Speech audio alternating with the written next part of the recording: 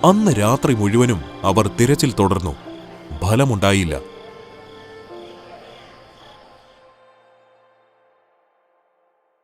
ദുര്യോധനന്റെ പദ്ധതിയെല്ലാം ശരിയായിരുന്നുവെങ്കിലും ചെറിയൊരു പിഴവ് അയാൾ ചെയ്തിരുന്നു. ഭീമനെ ഇടുവാൻ തിരഞ്ഞെടുത്ത പുഴ. ഭീമനെ ആ പാമ്പുകൾ കുത്തിയപ്പോൾ പാമ്പുകളുടെ വിഷം ഭീമന്റെ ശരീരത്തിൽ നിറഞ്ഞിരുന്ന വിഷത്തെ നശിപ്പിക്കുവാൻ തുടങ്ങി. ഭീമന്റെ ശരീരത്തിലുള്ള വിഷം പാമ്പുകളുടെ വിഷത്തോട് പ്രതിരോധമാവുകയും ചെയ്തു. പതിയെ പതിയെ അയാളുടെ ശരീരം സജ്ജമാകുവാൻ തുടങ്ങി. അയാൾ ബോധത്തിലേക്ക് തിരിച്ചുവന്നു. ഉടനടി അയാൾ നീന്തി കരയിലെത്തി. ശേഷം അയാളെ കണ്ട ചില ആദിവാസികൾ ചികിത്സയ്ക്കായി ഉടനടി എടുത്തുകൊണ്ടുപോയി. കൊട്ടാരത്തിൽ അപ്പോഴും തിരച്ചിൽ ശക്തമായി തന്നെ നടക്കുകയായിരുന്നു. 2 ദിവസത്തിനുശേഷം തിരച്ചിൽ മന്ദഗതിയിലാകുവാൻ തുടങ്ങി.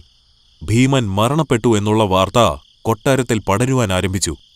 കുന്തി വേദനയിൽ മുങ്ങി. കൊട്ടാരം മുഴുവനും മൂകതയുടെ അന്തരീക്ഷം നിറഞ്ഞു. ദുര്യോധനനും കൂട്ടരും തങ്ങളുടെ വിജയം രഹസ്യമായി ആഘോഷിച്ചു.